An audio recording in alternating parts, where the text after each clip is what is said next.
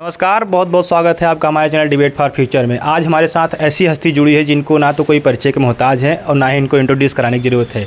अपने आप में एक चर्चित चेहरा। और आइए बातचीत कराते हैं ललित त्रिपाठी जी। आपको बहुत बहुत बधाई भदोही लोकसभा सीट प्रत्याशी बनाए जाने पर। सवाल मेरा सबसे पहले ये है आपसे कि आप मुझे ये बताइए कि भदोही की जनता आपके ऊपर विश्वास क्यों करे और आपको क्यों चुने। और भदोही की जनता को मैं बस इतना ही आश्वस्त कर सकता हूँ, उनको बस यही कह सकता हूँ कि मेरा एक ट्रैक रिकॉर्ड रहा है मिर्ज़ापुर में, और उस ट्रैक रिकॉर्ड के आधार पे मैं अपने बारे में यही बता सकता हूँ कि मैं एक कठिन क्षेत्र से जिसका नाम मड़िहान था, वहाँ से चुना गया था। मड़िहान मैंने अपना घर बनाया।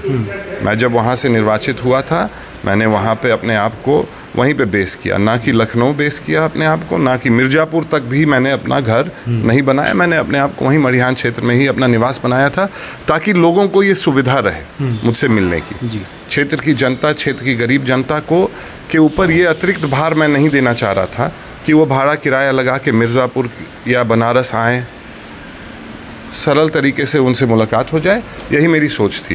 तो ये मेरा ट्रैक रिकॉर्ड है, ये कोई भी उठा के वहाँ पे पूछ सकता है। लेकिन आप अभी करेंटली मिर्ज़ापुर में बोल रहे हैं निवास बनाए हैं और भदोही की जनता लोकल चेहरा मांग रही है, तो आपको वो कैसे देखेगी फिर?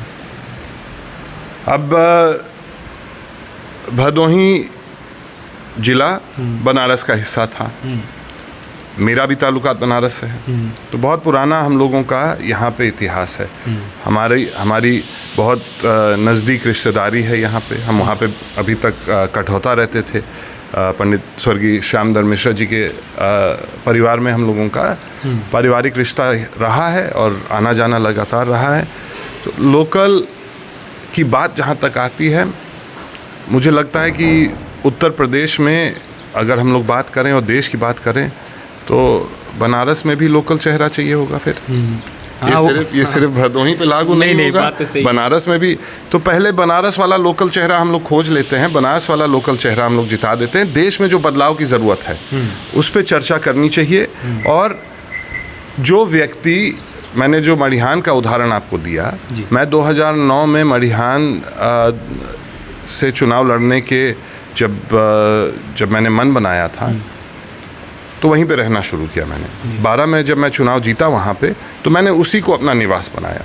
तो उसी तरह से अगर भदोही की जनता मुझे अवसर देगी, तो मैं भदोही को ही अपना आवास बनाऊँगा, यहीं पे रहूँगा, सरल तरीके से लोगों से मुलाकात हो।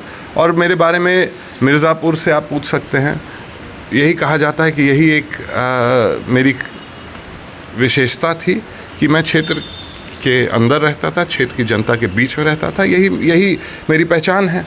तो भदोही की जनता सोच रही है कि पिछले दो बार से उनको बाहरी चेहरा बीजेपी ने दिया, उनके साथ धोखेबाजी हुई। आप इस बार उनको किन मुद्दों पे चुनाव लड़ेंगे और उसको कैसे पूरा करेंगे? देखिए, स्वाभाविक है कि 10 साल से भारतीय जनता पार्टी ने जिन चेहरों को उतारा है, मैं इस बात को बार बार कह रहा हूँ कि कहीं ना कहीं उसका प्रभाव भारतीय जनता पार्टी पे पड़ना चाहिए। उनको इसका जवाब देना चाहिए कि उन्होंने छानबीन करके, खोज के 2 ऐसे चेहरे लाए थे जिनके ऊपर भदोही की जनता ने विश्वास किया, पर उन चेहरों ने फिर पलट के भदोही के लिए कुछ नहीं किया। ये हकीकत है। डबल इंजन सरकार का लाभ भदोही जनपद को क्यों नहीं मिला, ये जनता पूछ रही है, इसीलिए आप मुझसे ये पूछ रहे हैं। ये सवाल भारतीय जनता पार्टी के लिए होना चाहिए। मैं जानता हूँ, हम लोग विपक्ष के विधायक भी रहे हैं। हम लोग ने विपक्ष में जब हम लोग थे तो लड़ के लिया अपने क्षेत्र के लिए, और जब हम लोग की सरकार थी तो हम लोगों ने वहाँ से मांग के लिया है अधिकार के साथ। और मैं एक उदाहरण देता हूँ आपको। मैं 2012 में मड़िहान से विधायक था, मगर मैं केंद्रीय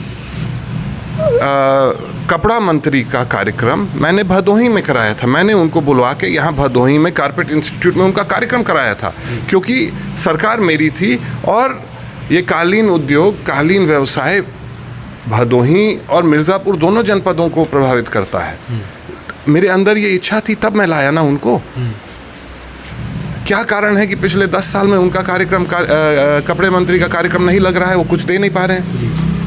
तो आप मुझे ये बताइए कि मोदी जी तो तमाम परिवारों को आवास भी दिए हैं, तमाम परिवारों को राशन भी दे रहे हैं, तो इस बार लोग क्यों विश्वास करेंगे? मतलब कि मोदी जी के साथ क्यों नहीं जाना चाहेंगे वो? पहली बार आवास मिल रहा है नहीं मिला तो है इससे पहले भी, लेकिन लोग कहते हैं इसमें तेजी से गति से मिला है।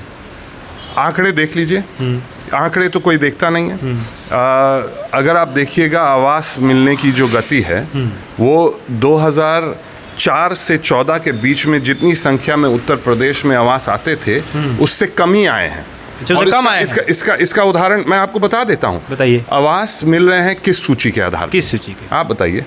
नहीं, जैसे जो गरीब वर्ग के उनको मिल रहे हैं। नहीं नहीं नहीं, आपको जानना चाहिए, आपकी जानकारी के लिए मैं बता देता हूँ।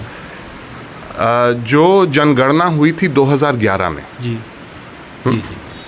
2011 में जनगणना हुई थी। जनगणना में पात्रों की सूची बनी थी कि कौन कौन आवास के पात्र हैं। जी हाँ, 14 में भाजपा की सरकार आई। जनगणना हर 10 साल होती है, नई सूची 10 साल बाद बननी चाहिए थी। 21 में जनगणना नहीं हुई। अभी तक 2011 की जो पात्रता की सूची है वो अभी तक इस सरकार ने पूरी नहीं की है। अच्छा। तो ये दर्शाता है कि इन्होंने जो पात्र लोग हैं, जो पात्रता की सूची थी 2011 की, उसी को 14 साल में पूरा नहीं कर पाए वो लोग। अच्छा। हाँ, 14 साल हो गए हैं और 14 साल में वो सूची पूरी नहीं हुई है, संतृप्त नहीं हुई है। तो ये दिखाता है कि कहीं ना कहीं विज्ञापन में, भाषण में और धरातल पे जो काम हो रहा है उसमें ज़मीन आसमान का अंतर है। राशन की जो आप बात कर रहे हैं, इससे पहले राशन नहीं मिलता था क्या? नहीं मिलता था। राशन में बढ़ा क्या, राशन में घटा क्या, वो मैं बता सकता हूं। बताइए क्या घटा है? चीनी बंद हुआ, नहीं मिलता है, जैसे जिनके मिट्टी का पास तेल बंद हुआ। हाँ, मिट्टी का तेल तो बंद हो गया। हाँ, बंद हुआ ना। बढ़ा क्या है? झोला। अच्छा, सिर्फ झोला मिल रहा है? नहीं, राशन मिल रहा है 5 किलो। 5 किलो 2013 के कानून के तहत मिल रहा है। 2013 में सरकार किसकी थी? समाजवादी पार्टी के समर्थन के साथ डॉक्टर मनमोहन सिंह जी की सरकार उत्तर प्रदेश में और देश में चल रही थी। हाँ, और वो राशन की गारंटी की योजना आदरणीय सोनिया गांधी जी, आप की उम्र उस समय कम रही होगी, सोनिया गांधी जी अस्वस्थ होने के बावजूद सदन में आई ताकि वो कानून पारित हो। नेशनल फूड सिक्योरिटी एक्ट 2013, जिसने गारंटी दिया कि हर एक व्यक्ति 80% ग्रामीण अंचल में रहने वाले और 70% शहर में रहने वाले व्यक्तियों को 5 किलो का अधिकार उस कानून ने दिया था। वो कानून धरातल पे आते आते सरकार बदल जाती है, योजना किसी और की हो जाती है, उसमें हम लोग को कोई आपत्ति नहीं है। मगर 5 किलो के अलावा इन्होंने उसमें क्या बढ़ाया? अरे एक टाइम पे तो चना दे रहे थे और सोयाबीन का ऑयल का तेल भी तो दे रहे थे। बंद हो गया। तो कोरोना काल में दे रहे थे जब आर्थिक स्थिति कम थी। तो ठीक है, वो फिर कोई योजना नहीं हुई ना। अच्छा। वो एक महामारी आई। उस महामारी से निपटने के लिए सरकार ने कार्य योजना बनाई जो 2 साल 3 साल चली। योजना क्या होती है? जो लगातार निरंतर चलती जाती है। आज जो आवास मिल रहा है वो किस योजना के तहत? वो योजना जो शुरुआत हुआ था, इंदिरा आवास योजना शुरुआत हुआ था। अब आगे चल के आप उसका नाम बदल दीजिए, मगर वो सोच और वो योजना इस तरह की थी कि वो लगातार चलती आ रही